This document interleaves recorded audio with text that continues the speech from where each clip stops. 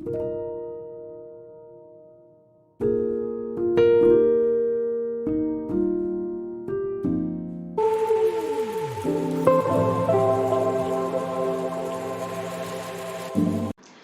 everyone, this is Ashmita from Saurabh's classes. In today's class, let me tell you, we are going to solve the latest question paper solutions. We are going to do it. That is from the UPSC.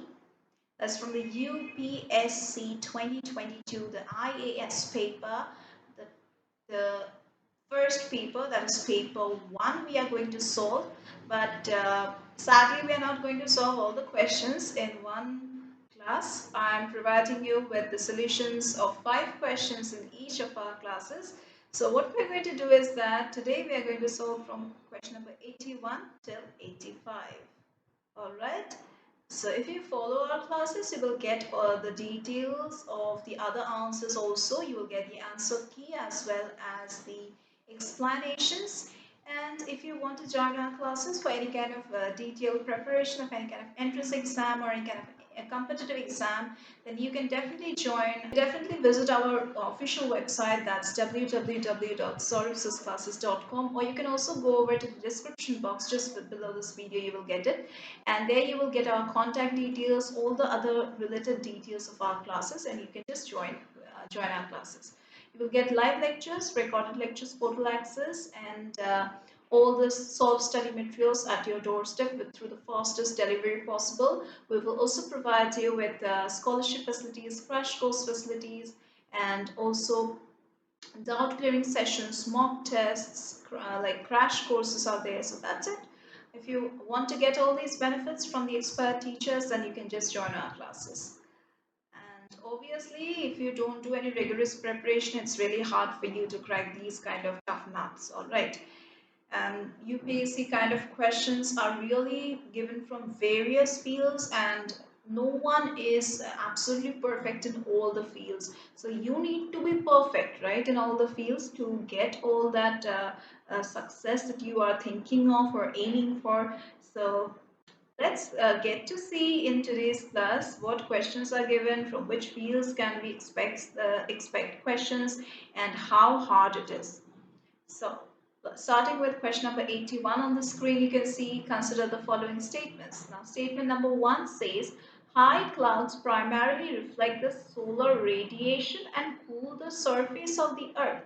Over here, the first statement is definitely incorrect. Why? Because high clouds are often thin and they hence do not reflect any kind of solar radiation or anything. They just help in letting lots of sun's warmth in, okay, and they radiate less energy into the space than the lower or the warmer clouds. So therefore we can say that high clouds work to trap more energy than the low clouds. Next, let's consider statement number 2. Low clouds have a high absorption of infrared radiation in emanating from the Earth's surface and thus cause warming effect.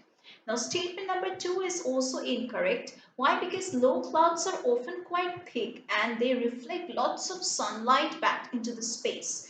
So low clouds are excellent reflectors, we can say, but they don't stop the long wave energy from escaping to the space. Therefore, low clouds help to cool the earth. Alright.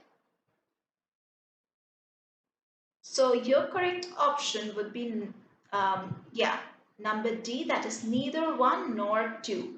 Option number D is your correct answer. Let's move over to question number 82. Consider the following statements. Number 1 says, Bidi Bidi is a large refugee settlement in the northwestern Kenya. Uh, no, it's incorrect, because you see, Bidi Bidi refugee settlement is a refugee camp in northwestern Uganda. Okay, it's not Kenya, it would be Uganda. What about number 2? Some people who fled from South Sudan civil war live in Bidi Bidi. Now this one is correct, because Bidi Bidi is a home to over 270,000 South Sudanese refugees. Alright, so it's correct.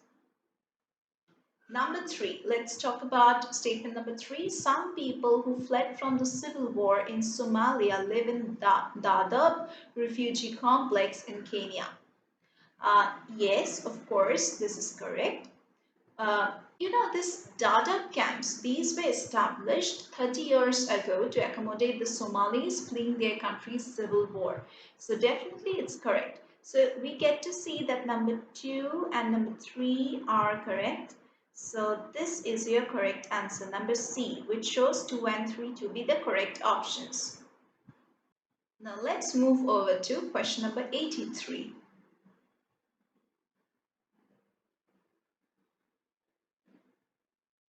Question number 83 says, consider the following countries: Armenia, Azerbaijan, Croatia, Romania, Uzbekistan. Now the main question is, which of the above are members of the Organization of the Turkic States? Okay. Now over here, your correct answer would be yeah, yes, Azerbaijan is there. Then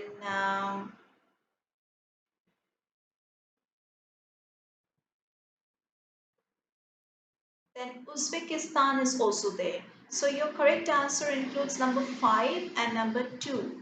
So yes, number C is your correct option. Alright, let's move over to the next question. Okay, but before that, let me tell you something about these two countries. The organization of the Turkic states that we are talking about, these Turkic states, they were formerly known as the Turkic Council of the Cooperation Council of Turkish-speaking states. Okay, in short, we call it Turkic states. So it is an international organization which comprised of the prominent independent Turkic countries like the Azerbaijan, like the Kazakhstan, then you have Kyrgyzstan, then you have Turkey and Uzbekistan. So only two names we are getting over here, the rest three are not given. So yes, that's it. Let's move over to the next question.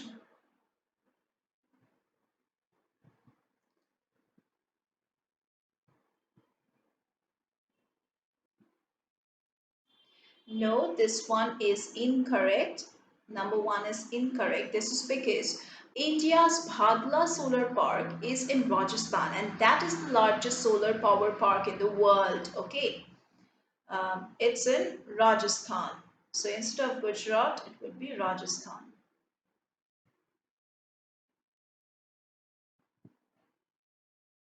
Let's move over to statement number 2. Statement number 2 says Kerala has a fully solar powered international airport. Yes. What about option number 3? Now, Goa has the largest floating solar photovoltaic project in India. No, this is wrong. Number B is your correct option because it includes number 2 only, which is correct. Yes, now moving over to the last question for today's class.